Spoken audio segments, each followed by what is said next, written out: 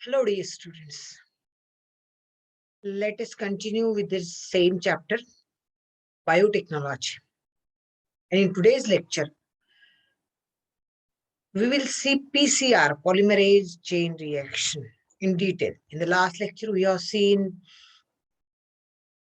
I think, restriction endonuclease, role of restriction endonuclease. Then we have seen the technique of, which technique we have studied? We have studied that recombinant DNA technology and DNA fingerprinting. Now, in today's lecture, first of all, we'll see PCR or polymerase chain reaction. Kary-Mullis made an important discovery in the form of extremely powerful technique, and that technique is of PCR technique, polymerase chain reaction, where in a very short duration, large number of copies of a known DNA sequence can be prepared. That technique is called as polymerase chain reaction. So that is the significance of polymerase chain. RT-PCR तुम्हाला मी कालचे lecture सांगितले की RT-PCR taste जेव्हा करतो तेव्हा तिथे polymerase chain रिएक्शनच चाच वापर त्या ठिकाणी केला जातो. It is done via PCR technique. This PCR method was, though the record is, it is recorded under the name of Kary-Mullis 1985. Actually, it was firstly proposed by G. Khorana and his co-workers in 1970. But the work was quite incomplete, and thereafter Kary-Mullis has given the experimental proof, and the credit has been given to Kary-Mullis, and he has been awarded a Nobel Prize for the same. PCR, as I have told you, it is a technique through which billions of copies of known DNA sequence are produced with the highest accuracy. Billions of copies are produced with the highest accuracy. That too in a very shorter duration. अत्यंत कमी कालावधीमध्ये अरबो खरबो known DNA सिक्वेन्सच्या copies तयार केल्या जातात आणि त्या करेक्टली तयार केल्या जातात without any mistake. So with a greater accuracy, with a high accuracy, and in a very few time duration, billions of copies of known DNA sequence or desired DNA sequence are produced by the technique of PCR. Now, the PCR technique is used for gene cloning. आता thousands of copies तयार होतात म्हणजे जीनचे clone तयार होतात, DNA सिक्वेन्सचे clone तयार होतात. तर याच्यामध्ये नेमकं ते डिव्हाइस कसं असतं, जसं आपलं झेरॉक्सिंग मशीन तुम्ही बघितलं ना की त्याच्यामध्ये आपण एक पेज टाकतो आणि त्या पेज मध्ये काही प्रिंटेड डाटा असेल त्याच्या आपल्याला मल्टिपल कॉपीज करता येतात. तो डाटा जो असतो तो प्रिंट मधला तो सेव्ह केला जातो मशीननी आणि मशीन मग त्याच्या जितक्या आपण कमांड तितक्या कॉपीज तयार करते. इन द सेम वे इथे प्रिंटेड डाटाच्या ज्या मल्टिपल कॉपीज तयार होतात त्या एका डीएनए सिक्वेन्स वरती न्यूक्लियोटाइड सिक्वेन्स असतो, तो रीड केला जातो, त्याच्या मल्टिपल कॉपीज त्याला लागणारा रॉ मटेरियल वापरून तयार केल्या जातात. So that is a PCR technique. Now this technique needs a device called as PCR. You can see here in the photograph PCR, that is, it is actually known as a thermocycler because DNA is produced through the cycle, continued cycles where the temperature has been altered, higher to lower, lower to higher. म्हणून cycling of thermos means the temperature occurs. म्हणून त्याला thermocycler म्हटलेला आहे. तर ह्या थर्मोसायक्लरचा वापर करून PCR टेक्निकने billions of copies डीएनएच्या तयार केल्या जातात. पण कुठे इन विट्रो की इन विवो? इन विट्रो म्हणजे लॅब कंडिशन्स मध्ये. So it is nothing but a gene amplification, or amplification means multiplication, gene amplification through the PCR or through the thermocycler. The process is completely automated. पूर्णपणे automatic अशी ही process आहे, automated process आहे, आणि it involve automatic thermal cycles. म्हणजे regularly temperature हाय आणि low केलं जातं for the denaturation of DNA strand and then the renaturation of DNA strand. Denaturation म्हणजे the two strands of DNA, they are separated because of the high temperature. That is known as denaturation. And once again, when the new strand against every template is produced, once again the newly formed strand and the old strand, they link together or they coil together. That is called as a renaturation. म्हणजे denaturation च्या opposite process पुन्हा करते. पण denaturation करता high temperature लागतं above 90 to 98 डिग्रीजच्या range मधलं temperature लागतं. आणि त्याच्या अपोजिट प्रोसेस म्हणजे रिनॅच्युरेशन, मग त्या ठिकाणी डिनॅच्युरेशनला हाय टेम्परेचर लागतं, त्याच्या अपोजिट प्रोसेसला लो टेम्परेचर लागतं. So in this way, because of the need of the process, the temperature is altered and copies of DNAs are produced. Okay, now let us switch to the next slide. How what are the requirement of PCR technique? They are we need to have the DNA sample. ज्या DNA चा आपल्याला multiple copies करायचा तो DNA लागतो, एक requirement. दुसरं म्हणजे प्रायमर्स लागतात. व्हर्टिकल फॉरवर्ड प्रायमर आणि बॅकवर्ड प्रायमर, असे दोन प्रकारचे प्रायमर लागतात. नंतर मग न्यूक्लियोटाइड सिक्वेन्स लागतात, कारण डीएनए मॉलिक्युलचा एक स्ट्रँड हा न्यूक्लियोटाइड्सचा बनला असतो आणि त्याच्यामध्ये 4 प्रकारचे nucleotides, RNA nucleotide, guanine nucleotide, cytosine nucleotide आणि थायमिन न्यूक्लियोटाइड. तर असे असंख्य ह्या 4 प्रकारचे न्यूक्लियोटाइडचे असंख्य न्यूक्लियोटाइड्स त्या ठिकाणी लागतात. सो याला डीएनटीपीज म्हणून आपण, डीऑक्सिरायबोन्यूक्लियोटाइड्स.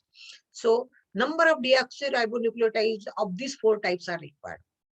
Then enzyme is required because there is formation of a polymer of DNA. Naveen DNA तयार होताना एक DNA च्या मल्टिपल कॉपीज तयार होताना एक 2 स्ट्रँड सेपरेट होतात, मग सेपरेटेड स्ट्रँड टेम्पलेट स्ट्रँड म्हणून ऍक्ट होतात आणि त्यांच्यावरती नवीन स्ट्रँड, तुम्ही डीएनए रेप्लिकेशन बघितलेलं आहे. तर तसंच या ठिकाणी सेपरेटेड स्ट्रँडवरती नवीन स्ट्रँड जर तयार व्हायचा असेल तर मग त्याला आपल्याला काय लागेल की डीएनए पॉलिमरेज एन्झाईम लागेल. पण साधा डीएनए पॉलिमरेज एन्झाईम या ठिकाणी काम करू शकत नाही, कारण काय की टेम्परेचर एकदम हाय असतं पहिल्या स्टेपला आणि लास्ट स्टेपला ते एकदम लो असतं. This fluctuation in with the change in temperature is not affordable for the DNA polymerase. आणि म्हणून इथे थर्मोस्टेबल डीएनए पॉलिमरेज एन्झाईम वापरला जातो, which is stable at a fluctuation at different fluctuations in the temperature. त्या enzyme ला आपण म्हणतो टाक polymerase. MCQ can be framed here, which is name the thermostable enzyme used in PCR technique. असा प्रश्न येऊ शकतो 1 मार्क मध्ये थेअरी असेल तर, किंवा एमसीक्यूज मध्ये पण याचे वेगवेगळे एन्झाईमचे नाव देऊन या ठिकाणी ते येऊ शकतात. तो प्रश्न इथे तयार होतो. So it is a specific type of polymerase enzyme which is specifically used in PCR technique. So Tuck polymerase is the enzyme, thermostable enzyme, which is used during the PCR technique. It needs a buffer and a PCR tube. Okay, या PCR tube मध्ये हे सगळं टाकलं जातं, DNA sample, primer, DNTPs, Tuck polymerase, हे सगळं आणि buffer टाकून मग पीसीआर ट्यूब बंद केली जाते आणि नंतर मग ती ह्याच्यामध्ये स्लॉट असतात या थर्मोसायकल मध्ये, त्याच्यामध्ये ती ऍड केली जाते आणि डीएनटी मग विशिष्ट स्टेप्सच्या माध्यमातून डीएनएच्या मल्टिपल कॉपीज तयार होतात. त्याच्या स्टेप्स आहे डिनॅच्युरेशन, त्याला टेम्परेचर लागतं 90 to 98 डिग्रीज. या टेम्परेचरला डीएनए दिलेल्या डीएनए सिक्वेन्सचं डिनॅच्युरेशन म्हणजेच काय, ते सेपरेशन ऑफ स्ट्रँड घडून येतं, त्याला म्हणतो डिनॅच्युरेशन. अनिलिंग म्हणजे काय की हे जे आपण प्रायमर्स वापरले त्या प्रत्येक आरएनए प्रायमर्स, आपण पाहिलं डीएनए डुप्लिकेशन मध्ये की 5 प्राइम एंडला आरएनए प्रायमर अटॅच होतो, जो त्याच्या पुढे मग नवीन स्ट्रँड डीएनएचा तयार होतो. तर हे प्रायमर पण लागतात. 2 स्ट्रँडवर 2 प्रकारचे प्रायमर, एक फॉरवर्ड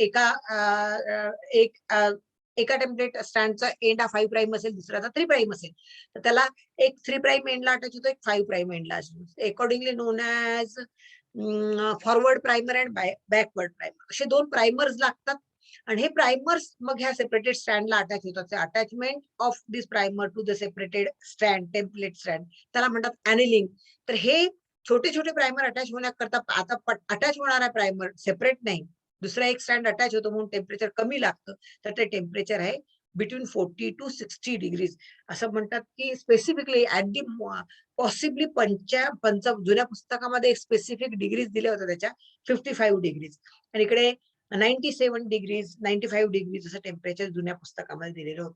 पण रेंज याच्याकरता दिलेला आहे. आता रेंज का दिलाय मग आता इथे स्पेसिफाईड टेम्परेचर का दिलं नाही?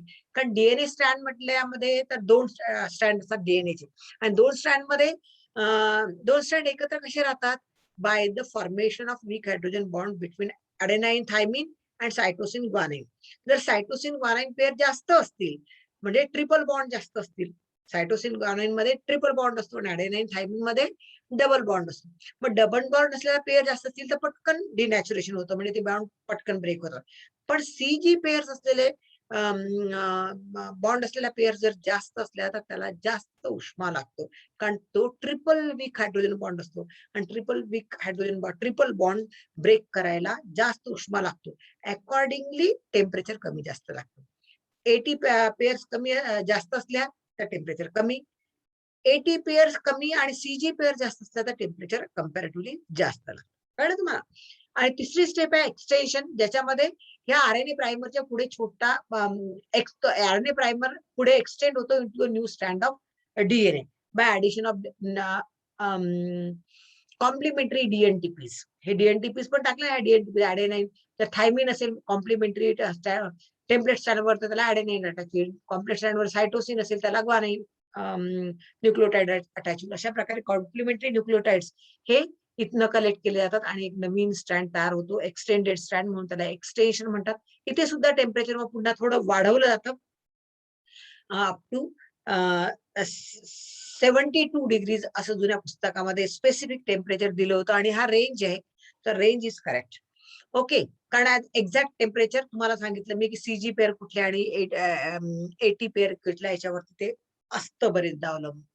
So these are the requirements that desired DNA sequence, several molecules of 4 DNTPs, then forward and reverse primers, then thermostable DNA polymerase enzyme that is called as TAC polymerase, and appropriate quantity of Mg dipositive ion. Mg dipositive ions पण लागतात तर ते त्या ठिकाणी DNA polymerase च्या मार्फत DNTPs attach होण्याकरता मदत करतात, त्याला स्टॅबिलिटी देण्याला ते मदत करतात.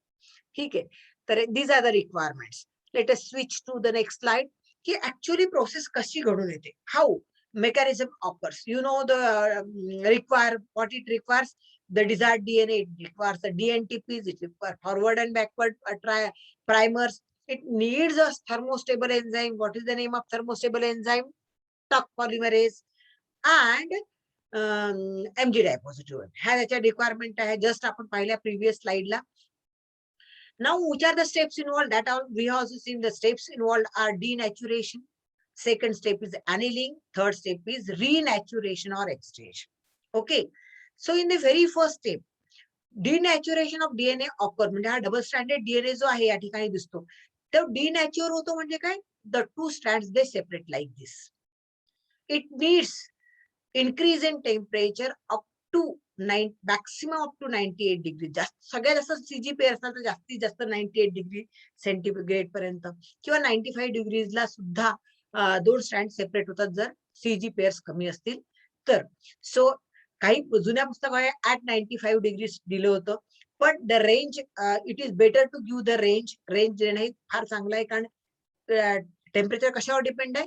AT आणि CG पेअर्स किती आहेत त्या स्ट्रँड्स मध्ये. Okay, so in short, the very first step is denaturation, where the 2 strands of DNA they separate at the temperature ranging between 90 to 98 degrees, and 2 strands they separate. The separated strand are called as template strand. कारण यांच्या against नवीन strand तयार होणार आहे. दुसरी step आहे annealing. ज्या step मध्ये जे प्रायमर्स आपण वापरले ते अटॅच होतात. फॉरवर्ड प्रायमर फॉरवर्ड डिरेक्शन मध्ये अटॅच होतो, बॅकवर्ड प्रायमर हा बॅकवर्ड डिरेक्शन मध्ये अटॅच होतो. असे 2 प्रायमर अटॅच होतात. The process of attachment of primers at 3' and 5' end respectively is called as annealing. The pairing of primers to the complementary ends of the template strand. It needs needs to lower the temperature between 40 to 60. जुन्या पुस्तकामध्ये specifically 55 degree जसं दिलेलं होतं, पण आपण range दिला तर आताच्या तुमच्या सिलेबसमध्ये रेंज दिला तर it is better to give the range 40 to 60 डिग्रीच्या मधला कुठलेही टेम्परेचर अॅनिलिंगला आपण करेक्ट म्हणू शकू. Okay, so that is annealing. Third step is renaturation. आता हे झालं, इथे प्रायमर अटॅच झाले की काय करतात, हे प्रायमर पुढे प्रायमर अटॅच झाले की तिथे टाक पॉलिमरेज अटॅच होतो. तो पॉलिमरेज एन्झाईम भोवतारी जे डीएनटीपीस टाकले डीऑक्सिरायबोन त्यांना अट्रॅक्ट करतो. समजा इथे हा अडेनाइन न्यूक्लियोटाइड आहे, इथे सायटोसिन न्यूक्लियोटाइड अटॅच होईल. इथे ग्वानाइन न्यूक्लियोटाइड आहे, तिथे सायटोसिन होईल. इथे अडेनाइन आहे, तिथे थायमिन होईल. इथे थायमिन आहे तर अडेनाइन. अशा प्रकारचे न्यूक्लियोटाइड्स अटॅच होतात आणि नवीन स्ट्रँड हा प्रायमरच्या पुढे हा स्ट्रँड असा एक्सटेंड होतो. That's why it is called as extension or renaturation. It needs thermostable enzyme, that is DNA polymerase, कारण DNA चा पॉलिमर तयार व्हायला पाहिजे त्याच्याकरता polymerase enzyme complementary nucleotide surrounding मधनं अट्रॅक्ट करतो आणि त्या ठिकाणी टेम्पलेट स्ट्रँडच्या अगेन्स्ट नवीन स्ट्रँड तयार करतो. It needs duration of only 2 minutes. 2 मिनिटांमध्ये आरएनए प्रायमर ला टाक पॉलिमरेज अटॅच होतो आणि ते पूर्ण दिलेल्या स्ट्रँडच्या अगेन्स्ट एक नवीन स्ट्रँड त्या ठिकाणी तयार करतो. पुन्हा आपण याला एक रिव्हिजन देऊ आणि तिसरी रिव्हिजन पण देऊ आपण त्याच्यामध्ये. तुम्हाला व्हिडिओ बघताय म्हणजे तुम्हाला पॉलिमरेज चेन रिएक्शन पक्की लक्षात राहील. आता रिक्वायरमेंट्स काय, नोड द डिझायर्ड डीएनए ज्याचा आपल्याला ऍम्प्लिफिकेशन करायचं किंवा मल्टिपल कॉपीज करायचं ते एक लागणार. नंतर आपल्याला प्रायमर लागणार, फॉरवर्ड प्रायमर आणि बॅकवर्ड प्रायमर. नंतर आपल्याला थर्मोस्टेबल एन्झाईम लागणार, त्याचं नाव आहे टाक पॉलिमरेज. नंतर मग अजून काय लागणार, डीएनटीपीज लागणार, डीऑक्सिरायबोन्यूक्लियोटाइड्स 4 प्रकारचे, अडेनाइन, ग्वानाइन, सायटोसिन, थायमिन, अशा 4 प्रकारचे असंख्य डीएनटीपीज लागतात. पहिली स्टेप कुठली आहे, denaturation. It needs a temperature of 95 degrees. आपण रेंज घेतला 90 to 98 डिग्रीजचा. What happens due to this, the 2 strands of the double stranded DNA is separate. 2 strands is separate. The process is called as annealing. What is the temperature required? 90 to 98 degrees. 95 degrees पुढे जुन्या पुस्तकामध्ये असल्यामुळे त्यात तिथनं तो घेतलेला आहे, त्याच्यामुळे तुम्हाला स्पेसिफिक दिसतो. Second step is annealing, where the primers they attach. One primer attached at the 3' end, one other primer attached at the 5' end. Forward and backward primer they attach the respective ends, and this process of attachment of RNA primer to 5' and 3' end respectively, it is called as annealing. It needs to lower down the temperature up to 55 degrees centigrade, or you can give the temperature range as 40 to 60 degrees Celsius. Okay, नंतर मग तिसरी step आहे, याच्यानंतरची ही तिसरी step की ज्या ठिकाणी एकदा हे प्रायमर अटॅच झाले की प्रायमर ला अटॅच होतो Taq polymerase, it attract the complementary nucleotide. हे कॉम्प्लिमेंटरी न्यूक्लियोटाइड या ठिकाणी अटॅच होतो आणि हे ह्या एक्सपोज न्यूक्लियोटाइड सोबत कंबाईन होतात आणि नवीन स्ट्रँड पुढे पुढे पुढे पुढे असा तयार होतो. There is extension of new strand and in this way a new strand is produced in continuation with the primer. Here the new strand is produced in continuation with the primer. So there is extension of primer into a strand. The process is called as extension or renaturation. It needs a temperature range of 72 degrees centigrade. साधारणपणे 72 degree किंवा 70 ते 80 degree, 70 ते 78 degree पर्यंत हे तापमानचा range आहे आणि specified दिला होता जुन्या पुस्तकामध्ये तो 72 degrees. So in this way this all these 3 processes completes one cycle, and this one cycle for completion of one cycle 3 to 4 minutes are required. अगदी 3 ते 4 मिनिटांमध्येच ह्या तिन्ही स्टेप कंप्लीट होऊन एक सायकल कंप्लीट होते आणि एका डीएनए मॉलिक्युल पासून 2 डीएनए मॉलिक्युल तयार होतात. म्हणजे एका डीएनए मॉलिक्युलचं डबलिंग होण्याकरता किती मिनिट्स लागते, 3 ते 4 मिनिट फक्त लागतात. थोडस आपण व्हिडिओ बघूया की ज्या ठिकाणी तुम्हाला या टेक्निक ला आपल्याला बघता येईल. रन होतो का व्हिडिओ थोडं बघू. I think it can't be run. Yes. See, this is the definition of PCR, that you know what is PCR and all that. We'll see. Actually, we are interested in the video. So this is a sample from which the DNA sequence we are isolated, and त्याच्यामधला target DNA ज्याचा आपल्याला multiple copies या PCR चा वापरून करायच्या आहेत. Okay, Now what happens? See, this is a polymerase thermocycler. हे PCR technique वापरल्या करणारा थर्मोसायक्लर आहे. This is a PCR tube. This is a DNA. त्याच्यामधला हा टार्गेट DNA ग्रीन करत आहे. त्याचे आपण मल्टिपल कॉपीज तयार करणार आहे. दुसरा आपल्याला प्रायमर्स लागतात. तिसरे आपल्याला DNTPs लागतात. आणि मग पॉलिमरेज रिएक्शन, टाक पॉलिमरेज तो लागतो. हे सगळे आपण याच्यामध्ये टाकले आणि ही PCR ट्यूब आतमध्ये इन्सर्ट केली. शटर बंद केलं आणि व्हॉट हॅपन्स इनसाइड. थर्मोसायकलरच्या आतमध्ये काय घडतं ते बघूया. तर हे जे आपलं सॅम्पल आहे DNA त्याच्यामधला हा आपला टार्गेट DNA आहे की ज्याचे आपण मल्टिपल कॉपीज तयार करणार आहे. आता काय होतं, पहिली स्टेप डिनॅच्युरेशन 95 डिग्रीज टेम्परेचर, आणि दोन स्टँड सेपरेट होतील ह्या टेम्परेचरला. Now these two strands are getting separated. The process is called as denaturation. Separation of strand at 95 degrees. नंतर मग टाक पॉलिमरेज येतो. इट अटॅचेस. पुढे मग आपल्याला टाक पॉलिमरेज लागतो, DNTPs लागतात, प्रायमर्स लागतात.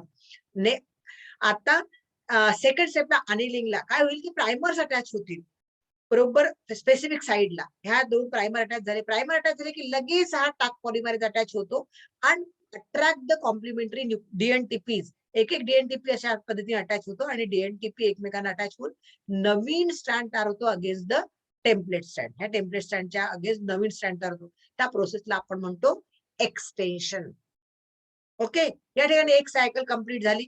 आता दुसरी सायकल. दुसऱ्या सायकल मध्ये हा दोन्ही पण सेपरेट आणि इकडले पण दोन्ही पण सेपरेट होतील. पहिली स्टेप झाली सेपरेशनची, डिनॅच्युरेशन. दुसऱ्यामध्ये RNA प्रायमर अटॅच झाले, त्याला म्हटलं अॅनिलिंग. तिसऱ्यामध्ये त्यांचं एक्सटेन्शन, नवीन स्ट्रँड तयार झाले. अशा पद्धतीने सायकल 1, सायकल 2, सायकल 3 आणि असंख्य सायकल्स अशा कंप्लीट होतात. साधारणपणे 38 सायकल कंप्लीट होईपर्यंत आपण सेम सॅम्पल वापरू शकतो. Up to the completion of 38, approximate 38 cycle, the quality copies we can get. आपल्याला क्वालिटी कॉपीज मिळू शकतात. पण त्याच्यानंतर जर आपण कंटिन्यू केलं तर कदाचित त्याची क्वालिटी थोडी कमी होऊ शकते. आणि म्हणून 38 सायकल्स नंतर साधारणपणे सायकल्स अवॉइड केल्या जातात आणि थर्मोसायकलर स्टॉप केलं जातं. मग आता पहिल्या सायकलला किती झाले, चौथ्या सायकलला किती, 8व्या सायकलला किती, 10व्या सायकलला किती, अशी व्हेरिएबल प्रत्येकाला किती किती DNA, नंबर ऑफ DNA तुम्हाला वाढताना दिसतो. पहिल्या सायकलच्या अगेन्स्ट किती मिळणार, दुसऱ्या सायकलला 5, 6, 240, 8 अशा पद्धतीने हा मल्टिप्लिकेशन होते. या आतमध्ये सगळं मटेरियल टाकलेलं आहे आणि आता थर्मोसायकलर मध्ये अशा पद्धतीने टार्गेट DNAच्या मल्टिपल कॉपीज तयार होतात. 30व्या सायकलला 1 बिलियन झाले. 38व्या सायकल नंतर साधारणपणे हे बंद करतात. फार त्याला एक 30-38 सायकलला 4-1 तास लागतात आणि बिलियन ऑफ कॉपीज तयार होतात. ओके, तर अशा पद्धती नंतर मग हा याच्यामधनं सॅम्पल काढून टाकलं जातं आणि मग नवीन फ्रेश सॅम्पल ऍड केलं जातं. कारण पुढे जर तुम्ही जास्तीच्या सायकल्स घेतल्या तर कधी कधी DNA तयार होणाऱ्या नेक्स्ट कॉपीची क्वालिटी ही कमी जास्त असू शकते. तर हा व्हिडिओवरनं आता तुम्हाला कळलं, थोडस तुम्ही एन्जॉय केलं असेल. आता थोडी आयडिया येऊन आपण हा केला होता. आपण नेक्स्टला जाऊया. या ठिकाणी आपण PCR कम्प्लिटली अभ्यास दिलाय. त्याच्यानंतर मग आपण बायोलॉजिकल टूल्स, आतापर्यंत आपण डिव्हायसेस बघितले which are use in genetic engineering और DNA टेक्नॉलॉजी. आता आपण बायोलॉजिकल टूल्स पण बघितले होते.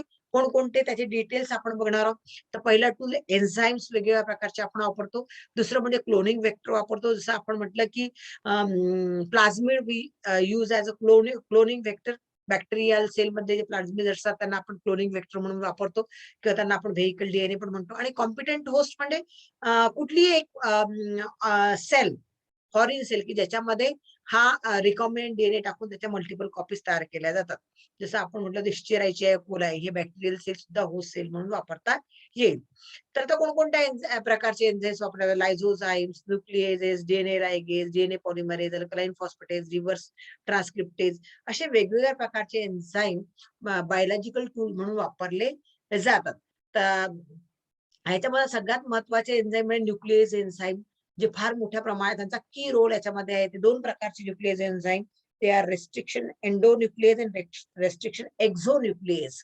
Endonuclease enzyme exonuclease enzyme, endonuclease enzyme. आणि रेस्ट्रिक्शन एंडोन्युक्लिएजला चा सगळ्यात महत्वाचा रोल आहे की त्या they are called as biological scissors because they cut the DNA sequence, DNA at a particular sequence. एका विशिष्ट सिक्वेन्सला ते डीएनए कट करतात म्हणून त्यांना रेस्ट्रिक्शन एंडोन्युक्लिएज म्हणतात.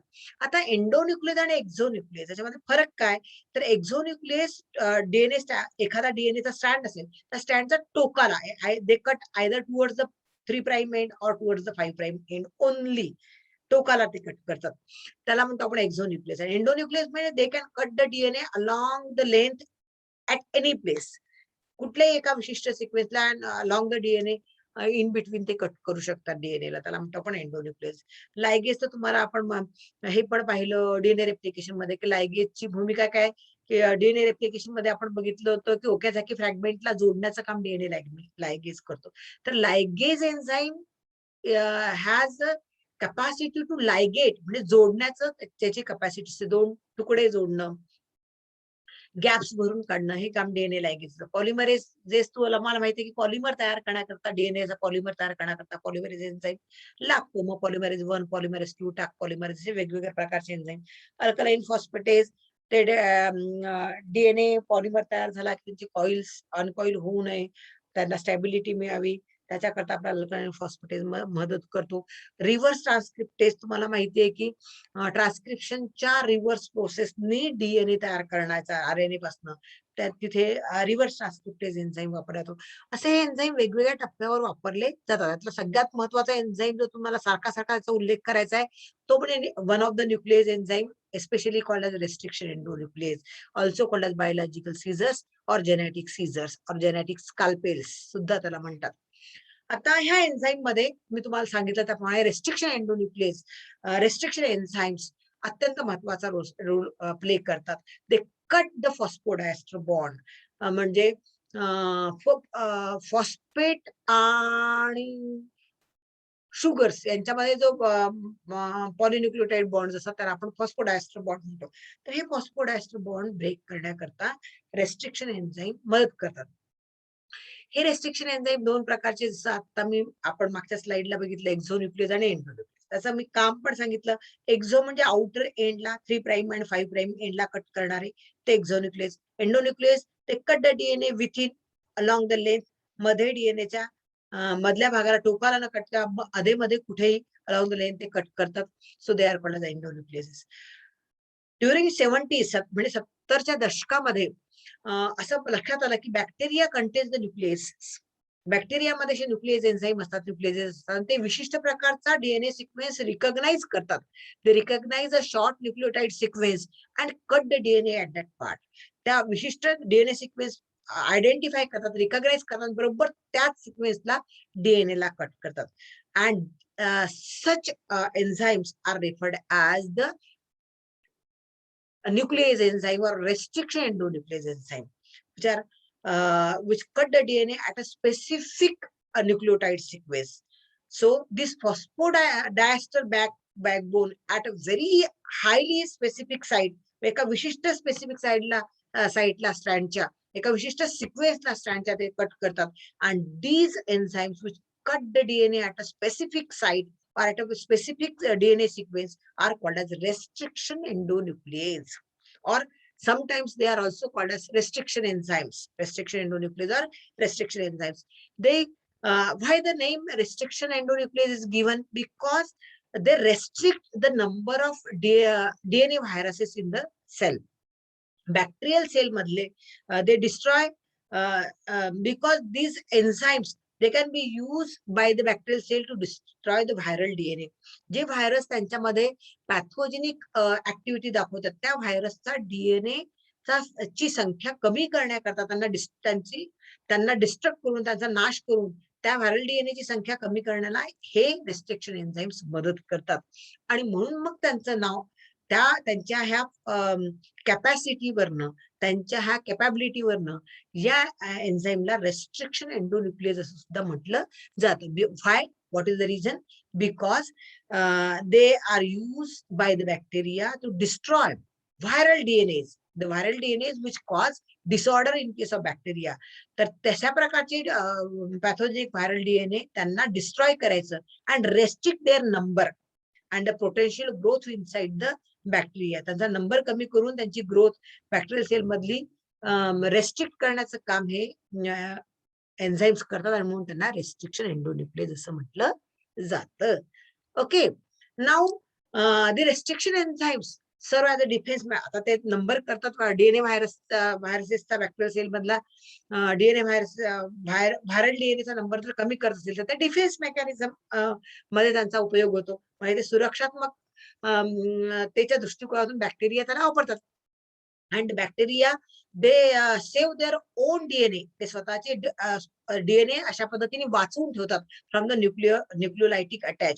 म्हणजे त्यांच्या न्यूक्लियसला जर हे व्हायरल डीएनए आतमध्ये शिरत असतील तर त्यांच्यापासून स्वतःच्या डीएनएला, बॅक्टेरियल डीएनएला बॅक्टेरिया वाचवून ठेवतात. How? By methylating the bases at suspicious site. ज्या साईटला हे व्हायरल डीएनए अटॅक करू शकतात त्या साईटला मिथिलेशन करून, म्हणजे मिथिल ग्रुप ऍड करून त्या ठिकाणी हे बॅक्टेरियल डीएनए रेस्ट्रिक्शन एन्झाईमचा वापर करून त्याचं मिथिलेशन करतात आणि त्या ठिकाणी व्हायरल अटॅक पासून स्वतःचा क्रोमोझोमल डीएनएची ला प्रोटेक्ट करतात. Okay, these restriction enzyme are also called as molecular scissors. मी तुम्हाला सांगितलं बायोलॉजिकल सिझर्स म्हणतात किंवा मॉलिक्युलर सिझर्स म्हणतात किंवा त्यांना बायोलॉजिकल स्कॅल्पेल्स असं सुद्धा म्हणतात, जेनेटिक स्कॅल्पेल्स असं सुद्धा म्हणतात. आणि का म्हणतात? Because they cut the DNA at a specific sequence. ते एका स्पेसिफिक डीएनए सिक्वेन्सला डीएनए ला कट करू शकतात म्हणून त्यांना DNA genetic scalpel, genetic scissors, molecular scissors असं म्हटलं जातं. The site recognise by them is called as recognition sequence. जी साईट म्हणजे आता आपण बघितलं की अडेनाइन, ग्वानाइन, सायटोसिन, न्यूक्लिओटाइड्स अशा प्रकारचे न्यूक्लिओटाइड डीएनए स्टँडवरती असतात. तर मग आता कुठल्या बेस पेअरला ते त्यांनी कट करायचा तो सिक्वेन्स ते आयडेंटिफाय करतात. And that site or the sequence recognised by the restriction endonuclease is called as recognition sequence. त्या सिक्वेन्सला आपण म्हणतो recognition sequence or recognition site. प्रत्येक सेलमध्ये वेगवेगळ्या प्रकारचे रिस्ट्रिक्शन एन्झाईम वेगवेगळ्या प्रकारच्या ऑर्गॅनिझम मध्ये वेगवेगळ्या प्रकारचे रिकॉग्निशन साइट्स आयडेंटिफाय करतात आणि accordingly they cut the DNA at different site. So different restriction enzyme found in different organism. वेगवेगळ्या ऑर्गॅनिझम मध्ये वेगवेगळे रिस्ट्रिक्शन एन्झाईम दिसून येतात. आता कोणकोणते वेगवेगळ्या प्रकारचे रिस्ट्रिक्शन एन्झाईम दिसतात त्याचे प्रकार पण तुमच्या पुस्तकामध्ये टेबलच दिलेला आहे, तो पुढे आपण बघणार आहोत. So different enzyme they contain different types of restriction enzyme.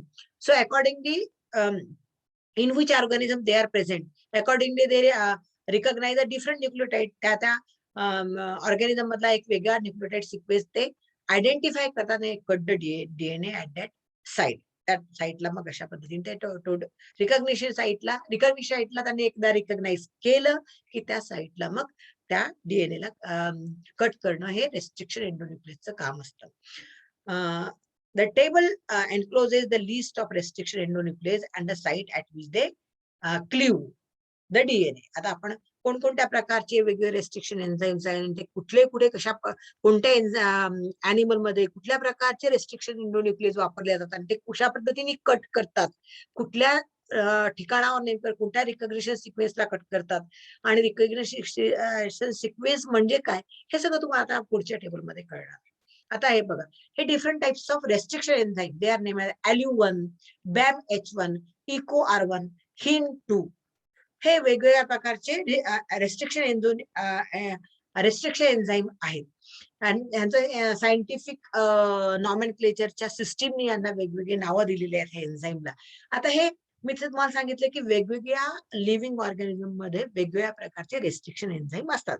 मग आता ALU1 कोणत्या ऑर्गॅनिझम मध्ये असतो तर आर्कोबॅक्टर लेट्युस मध्ये असतो. BAM-H1 कोणता असतो? बॅसिलस अमिलो लिक्विफिसस मध्ये असतो. EcoR1 कशामध्ये असतो? तो इस्चेराइचिया कोडाय मध्ये असतो. हिमोफिलस इन्फ्लुएन्झा मध्ये HindIII असतो. तर अशा प्रकारे वेगवेगळ्या ऑर्गॅनिझम मध्ये हे वेगवेगळ्या प्रकारचे रेस्ट्रिक्शन एंडोन्यूक्लियस. आता ते कट करतात तर वेगवेगळ्या ठिकाणी करतात, त्यांची प्रत्येकाची कट करण्याची त्याचा रिकॉग्निशन सिक्वेन्स वेगळ्या प्रकारचा. ॲल्यू1 हाच सिक्वेन्स रिकॉग्नाइज करतो, त्यांच्या डीएनए मध्ये जिथे जिथे हा सिक्वेन्स येईल त्या ठिकाणी ते ॲल्यू1 कट करतात. बॅम1 कुठे करतात, ज्या ठिकाणी GGATCC ऑन वन स्टँड आणि त्याच्या दुसऱ्या स्टँडला रिव्हर्स मध्ये पुन्हा GGATCC हा सिक्वेन्स असेल. तुम्ही आता बघा वाचताना तुमच्या लक्षात येईल की एका स्टँड वरचा डीएनए सिक्वेन्स आणि दुसऱ्या स्टँड वरचा DNA sequence it reads the same when they are read in opposite direction. याला या डायरेक्शन मध्ये रीड केलं, दुसऱ्या त्याच्या अपोजिट डायरेक्शन मध्ये रीड केलं तर सेम सिक्वेन्स आहे. आता पहिल्याला बघा AGCT आला, दुसऱ्या स्टँडला बघा फक्त रिव्हर्स डायरेक्शन वापरायचा. AGCT हा सिक्वेन्स आहे. फक्त they read the same when they are read in opposite direction. They read the same when they are read in opposite direction. Such sequences are also called as palindromes. त्याला पॅलिंड्रोम्स असं सुद्धा म्हणतात. आता याच्यामध्ये इकोलाचा एक सिक्वेन्स आहे GAATTC हा forward sequence. आता याला बॅकवर्ड साइडनी वाचतो तर तेच दिसणार दुसऱ्या स्टँड वरती GAATTC. So these two nucleotide sequence are present on two strands are palindromes of each other. त्याला palindromic sequence म्हणतात. What is palindrome? When a sequence reads the same when it is read in opposite direction. तो sequence same read केला जातो जेव्हा तो opposite direction मध्ये read केला जातो. फॉरवर्ड डायरेक्शन मध्ये GATTC, बॅकवर्ड डायरेक्शन मध्ये GATTC, म्हणून ते पॅलिंड्रोम्स. इथे पण पहा GTC GAC, आता backward direction GTC GAC. So these are the palindromes. Generally the recognition sequence they are palindromic. सगळे रिकॉग्निशन सिक्वेन्स हे कसे असतात साधारणपणे पॅलिंड्रोमिक असतात. आता राहिला प्रश्न की हे रेस्ट्रिक्शन एन्झाईम कशा पद्धतीने कट करतात. तर ॲल्यू1 हा स्ट्रेट कट देतो, सरळ कट देतो, वरून इथून सुरू केला तर इथपर्यंत स्ट्रेट कट देतो आणि it forms the blunt end. It forms the blunt end आणि कट देतो स्ट्रेट कट तयार होतात, त्याला म्हणतो आपण ब्लंट एंड. BH1 BAMH1 मात्र अशा पद्धतीने कट करत, स्ट्रेट कट करत नाही. It cut the DNA at a between the two specific nucleotides. आता ग्वानाइन, दोन ग्वानाइनच्या मध्ये आणि कट केला, GGच्या मध्ये कट केला. फॉरवर्ड साइडने GGच्या मध्ये कट केला तर बॅकवर्ड साइडने पण तो GGच्या मध्येच कट होतो. आणि त्यामुळे काय होतं की जे दोन स्टँड सेपरेट होतात त्या प्रत्येक स्टँड मध्ये एका स्टँडला एक्सटेंडेड DNA, सिंगल स्टँडेड DNA. This is the extended single स्टँड, this is the extended single स्टँड. हे दोन स्टँड आहे, हा वरचा स्टँड आणि खालचा स्टँड. याच्यामध्ये पहिल्या स्टँडला पण एक्सटेंडेड DNA स्टँड आहे, दुसऱ्याला पण extended DNA stand. Such cut showing the extended DNA strand, elongated extended DNA strand, it is called as sticky ends. त्याला म्हणतो आपण sticky end. This is not forming this cut at a sequence by BAMH1. It forms the sticky ends, not the blunt end. नंतर मग eco R1 पण sticky end तयार करतो. G आणि A च्या मध्ये कट करतो फॉरवर्ड एका स्टँड मध्ये, तो दुसऱ्याच्या बॅकवर्ड डायरेक्शन मध्ये पाहिलं तर पुन्हा GA मध्येच तो कट करतो, ह्या दोन मध्येच करतो. वरच्या स्टँड मध्ये जर GA मध्ये कट करतो तर खालच्या मध्ये पण GA मध्येच कट करतो आणि it form the sticky ends. Here the straight cut between C and G, या फॉरवर्ड मध्ये, दुसरी पण कडे C and G मध्ये इट इज अ ब्लंट. अशा पद्धतीने ते कट करतात. तर हे तुम्हाला ह्या टेबल मधनं कट समजून घ्यायचं होतं की कुठल्या वेगवेगळ्या प्रकारच्या ऑर्गॅनिझम मध्ये वेगवेगळ्या प्रकारचे रिस्ट्रिक्शन एन्झाईम असतात आणि ते त्यांची कटिंगची पद्धत आहे. निक, त्याला कटिंग म्हणतात नाही सायंटिफिक भाषेमध्ये, nick, to nick it means to cut the DNA. So they identify the recognition sequence. हा त्यांचा रिकॉग्निशन सिक्वेन्स आहे जो त्यांनी आयडेंटिफाय केला आणि त्या रिकॉग्निशन सिक्वेन्स मध्ये they cut the DNA either by forming the blunt ends or by forming the sticky ends. Okay. Now how the blunt recognition, now we'll see the how eco R1 clues the DNA and recognizing the specific DNA sequence, ज्याला आपण recognition sequence म्हणतो. आता तुमच्या पुस्तकात पहा की हा DNA strand आहे. हा DNA स्ट्रँड मध्ये इथे पण न्यूक्लियोटाइड आहे, इथे पण न्यूक्लियोटाइड्स आहे, इथे पण न्यूक्लियोटाइड पेअर आहे, इथे पण न्यूक्लियोटाइड पेअर आहे, पण त्याने फक्त इतकाच पेअर आयडेंटिफाय केला. हा रिकॉग्नाइज पेअर आहे. रिकॉग्नाइज पेअर मध्ये नेमके कोणते आले, CG, AT, AT, TA, TA, C. म्हणजे हा सिक्वेन्स जो याच्या अपोजिट सिक्वेन्स खालचा येतो की बघा, GAATTC इकडनं बरोबर आहे, GAATTC. म्हणून हा पॅलिंड्रोमिक सिक्वेन्स आहे. असा पॅलिंड्रोमिक सिक्वेन्स GATTC जिथे येईल त्या ठिकाणी इको R1 बरोबर कट करतो. अलॉंग द DNA या ठिकाणी GATTC फॉरवर्ड आणि बॅकवर्ड डायरेक्शन मध्ये जिथे दिसतो तिथे बरोबर हा इको R1 कट करतो. मग हा अशा पद्धतीने हा आयडेंटिफाय केलाय sequence. So it is a recognition sequence. It has been identified by the endonuclease, restriction endonuclease, then it cuts at that place. that cut करताना स्टिकी एंड्स आपण बघितलं की इको R1 केव्हाही स्ट्रेट एंड्स किंवा blunt ends तयार करत नाही. तो कसे तयार करतो, स्टिकी एंड्स तयार करतो. मग तो G आणि A च्या मध्ये इकडे कट करेल, इकडे पण G A च्या मध्ये कट करेल. बघायच्या या ठिकाणी आपण हा सिक्वेन्स इथे लिहिला आणि मग याला AG च्या मध्ये कट आणि इकडे पण AG च्या मध्ये कट. इथून गेला AG च्या मध्ये कट आणि इकडनं रिव्हर्स फॉरवर्ड मध्ये पण AG च्या मध्ये आरो दाखवले आपण आणि त्या ठिकाणी हा कट करता. आणि हा सिमेट्री असते, पॅलिंड्रोमिक सिक्वेन्स असतं, हे तर मी तुम्हाला पहिले पण सांगितलं. मग आता पहा नेक्स्ट याला हा या ठिकाणी हा याचा आयडेंटिफाईड रिकॉग्निशन सिक्वेन्स आहे. इथे रेस्ट्रिक्शन एन्झाईम इथे अटॅच झाला आणि तो बरोबर त्याला विशिष्ट ठिकाणी कट करतो, फॉर्मिंग द स्टिकी एंड्स. बरोबर हे स्टिकी एंड्स तयार केले त्यांनी. तर हा extended DNA molecule, single standard extended part and this is a single standard extended part. ह्याचा इकडल्या एका स्टँडला पण सिंगल स्टँडर्ड एक्सटेंडेड DNA, याला पण single standard extended DNA.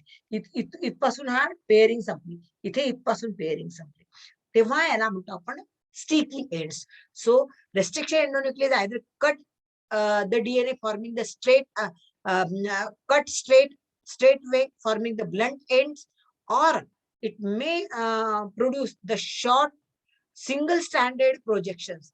This single stranded projection at each end of DNA to produce the cohesive or sticky ends. त्यांना sticky ends, cohesive end, staggered end असं म्हणतात. Eco R1 अशा प्रकारे sticky ends किंवा staggered end किंवा cohesive ends काढून तयार करत त्या ठिकाणी DNA ला कट करतो. त्याला स्टिकी एंड्स का म्हणायचं, कारण जेव्हा याला दुसरा कुठला तरी DNA अटॅच होतो तर यावरती कॉम्प्लिमेंटरी स्टँड याला असलेला DNA पटकन या ठिकाणी अटॅच होतो. हा सिक्वेन्सला DNA नंतर या ठिकाणी अटॅच होतो, म्हणजे स्टिक होतो, म्हणून त्याला स्टिकी एंड्स असं म्हणतात. So this is a mode of identification of recognition sequence. कशा पद्धतीने आयडेंटिफाय करतो. मग रिकॉग्निशन सिक्वेन्स हे पॅलिंड्रोमिक असतात हे बघितलं. आणि मग ते कट करताना they either cut the DNA forming the blunt end, they cut straight and form the blunt end, or they cut the DNA in such a way that it forms the sticky end, that is the single stranded extended DNA molecule at each cut of DNA, and called such cut ends are called as sticky ends or cohesive ends or staggered ends. या ठिकाणी आपण थांबूया. Thank you very much.